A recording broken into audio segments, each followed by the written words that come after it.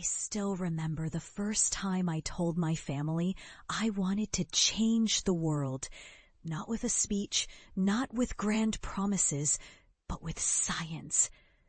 I was just a kid then, eyes alight with hope, dreaming of breakthroughs that could heal, restore, bring life where there was only despair. But what I got was laughter, mockery, and outright contempt. They called me reckless. They said I was wasting my life chasing impossible dreams.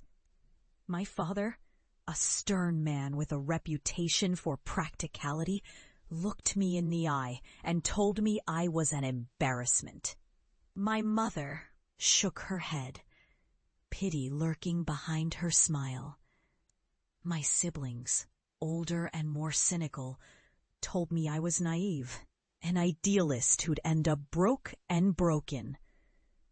"You're not cut out for this," my brother sneered during one family dinner. "You'll never make it. Why bother? Just give up already." And I did what most young dreamers do.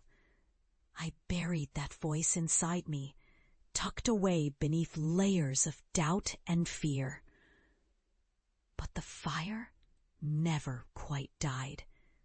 I poured myself into my work, into understanding DNA, into unlocking the secrets that could heal our bodies.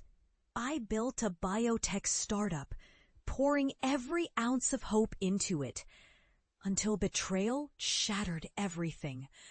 My trusted partner, someone I had gone through thick and thin with, turned on me.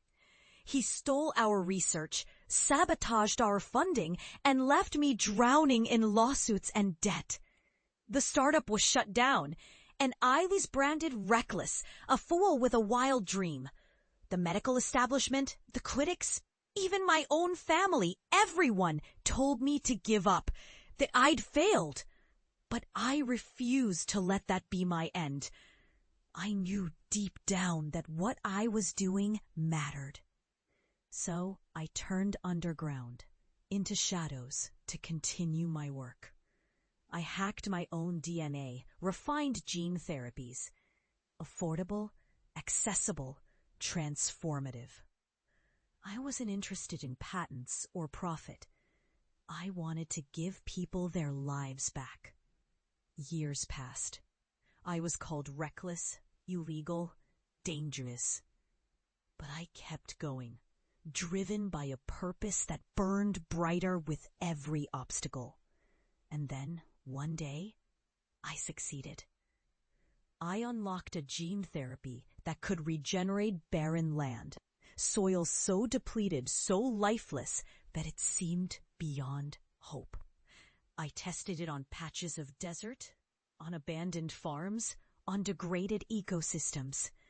And it worked. It thrived. Green shoots broke through cracked earth. Rivers flowed where there had been dry beds. Life returned. My work became a revolution. I shared my findings with the world open source, accessible for everyone. Governments, NGOs, communities began to adopt my methods. What was once called reckless became a beacon of hope. And the greatest irony, the same family that had mocked me now saw me as a hero. Not just because of my success, but because I had proved them wrong in the most profound way. I had changed the landscape, literally and metaphorically. So I returned home. The day I stepped onto that familiar soil, I knew it would be different. I didn't seek approval. I was here for redemption, for closure, for justice. I wanted them to see firsthand what their doubts had almost robbed the world of. The house was the same, yet everything felt different. I carried a small vial of my latest gene therapy, an invisible seed of hope, and a plan. That evening, I invited my family to walk with me through the old land, now transformed. The fields I had once seen as hopeless wastelands had blossomed into lush, thriving ecosystems.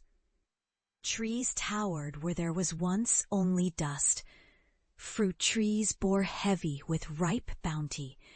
Streams, once dry, now sparkled with clear water. My father, silent, looked around, eyes wide with disbelief. My mother's hand trembled as she reached out to touch a leaf. My siblings stared in stunned silence. No words, only awe. And then I spoke, voice steady but filled with emotion. This is what's possible when we believe in what's worth fighting for. You called me reckless, said I'd fail. But I didn't. I never did. I just took a different path, a harder one. The one that leads to real change. I turned to face them, my voice rising with conviction. I did this, not just for me, but for everyone who's been told they're too small, too stupid, too late. It's never too late. The only failure is giving up on your dreams, and I refuse to do that anymore. A long silence followed. Then my father, who had always been the most skeptical, nodded slowly. Maybe we were wrong. You've done more than we ever thought possible. Odoksamarto? Krakia, kasimpaka. Odoksishia, Vasilevdo. That moment felt like a catharsis, a release of all the pain, all the doubt, all the years of mockery. Because I finally proved that resilience, passion, and unwavering belief can turn even the most barren land or the most broken family into something extraordinary. As I looked around at the thriving land and my family's humbled faces, I realized something fundamental. The greatest victory isn't just in the success itself, but in the transformation it sparks within us and around us. I learned that no matter how fierce the doubts, how deep the scars of rejection, the human spirit can forge its own redemption. That failure isn't final, it's merely a stepping stone. That sometimes the universe waits patiently for us to prove everyone wrong, especially ourselves. And in doing so, we write our own karma's ledger, balancing the scales of doubt with the weight of perseverance, turning past mockery into future inspiration. Because at the end of the day, the real victory isn't in the land I've healed or the lives I've saved. It's in the truth I finally stood for, that the power to transform our world begins with believing in ourselves even when no one else does.